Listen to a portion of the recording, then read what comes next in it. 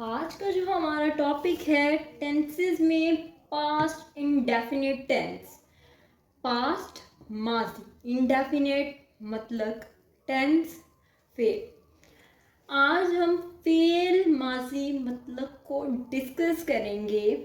ये जो काम माजी में हुआ है हमारे पास्ट में हुआ है, जैसे उसने खत लिखा, मैंने खाना खाया।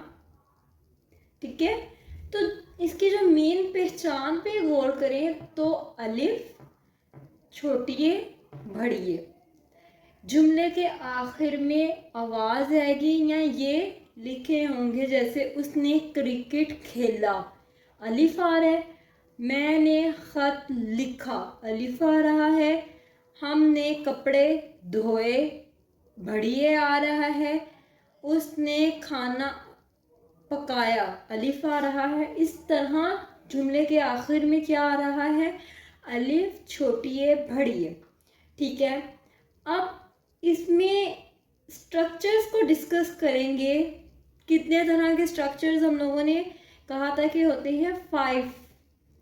सिंपल, जिसमें कोई भी मनफी अंदाज, सवाली अंदाज ना पाया जाए। नेगेटिव, जिसमें मनफी अंदाज पाया जाए, किसी चीज़ से इनकार किया जाए, मना किया जाए।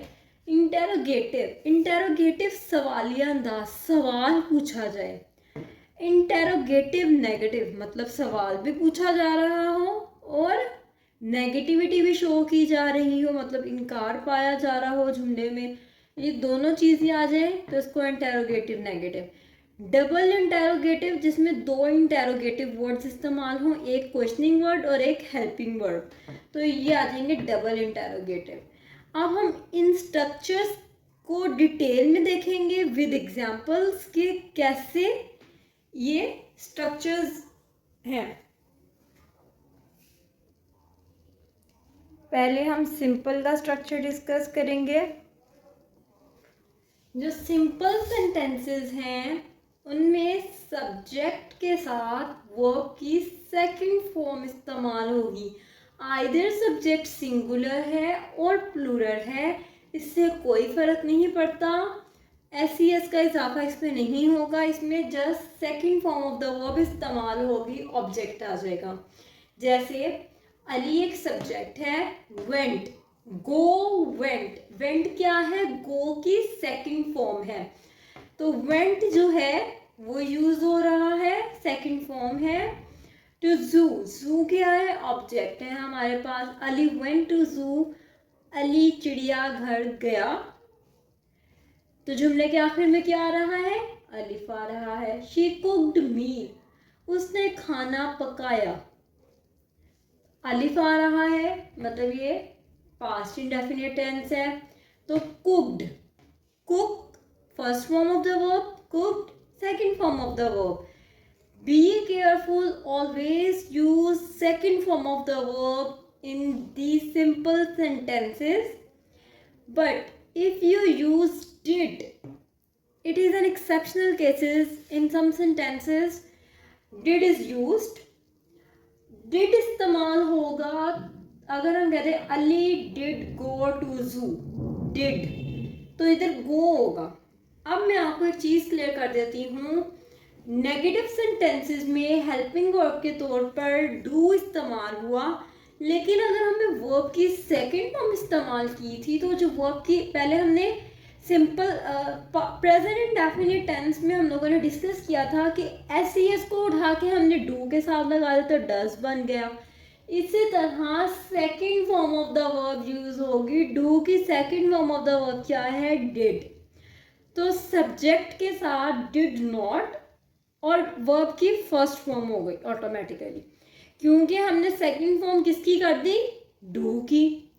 हेल्पिंग वर्ब है ये, subject plus did not plus verb first form plus object, ये हमारा क्या था, एक स्ट्रक्चर था। अब इसके एग्जाम्पल को देखा जाए, Ali did not go to zoo. Did not, go क्या थी, first form of the verb, clear. Then She did not cook meal. Did not cook. Cook first form of the verb है। इस तरह हमारे नेगेटिव सेंटेंसेस का structure के साथ examples मैंने आपको क्लियर कर दी हैं। Next come to interrogative sentences. Interrogative sentences जो हैं इनका स्ट्रक्चर है डिड को उठाकर हम शुरू में ले आते हैं।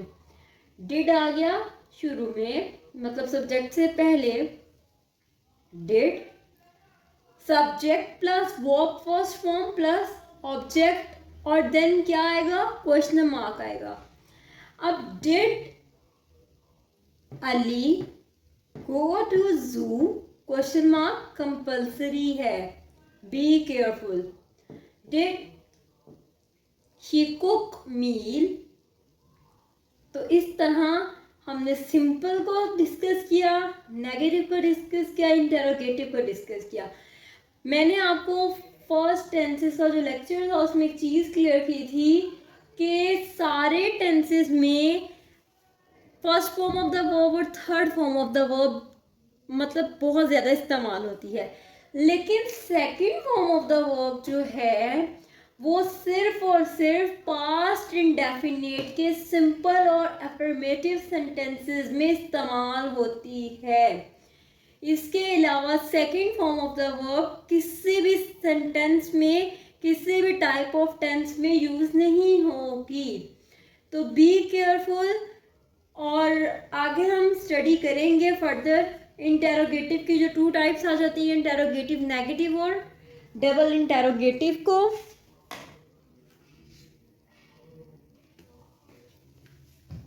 अब हमारे पास आ गए इंटेरोगेटिव की types, interrogative, negative and double interrogative. Interrogative negative का जो स्ट्रक्चर है डिड प्लस सब्जेक्ट। अब नेगेटिव में डिड नॉट यूज होता है। डिड को हम स्टार्ट में ले आए और नॉट जो है वो सब्जेक्ट के बाद लगेगा। आपने स्ट्रक्चर्स याद कर लिए, उसका मतलब है आपको इजीली ट्रांसलेशन करनी आ जाएगी। तो स्ट्रक्चर्स जुबानी याद करनी है, तरीका समझने के इनको याद कैसे करना है, सारे मिलते जुलते होते हैं, बस हेल्पिंग वर्ब का डिफरेंस आ जाता है, फॉर्म ऑफ द वर्ब का डिफरेंस आता है मेन, बाकी सब मिलते जुलते हैं। डिड सब्जेक्ट, सब्जेक्ट के बाद क्या आएगा, नॉट, वर्ब की फर्स्ट फॉर्म के साथ ऑब्जेक्ट देन क्वेश्चन मार्क।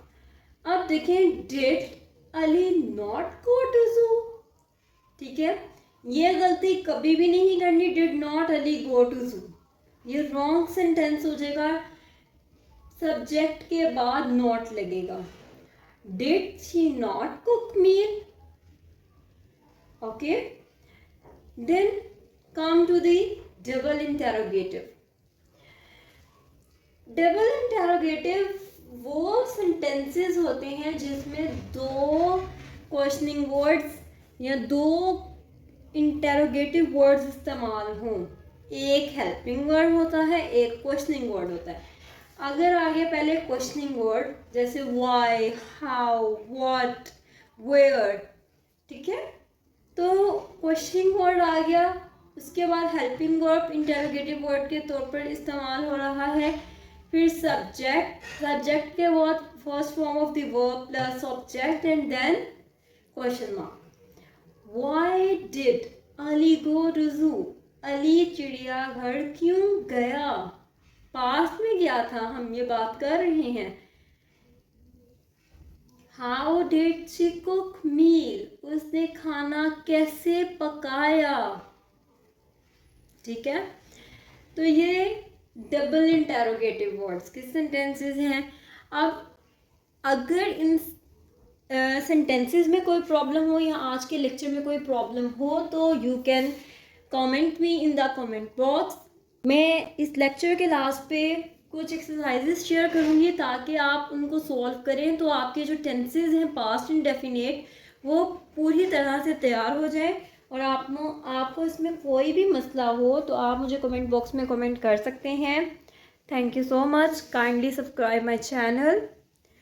अल्लाह हाफिज़।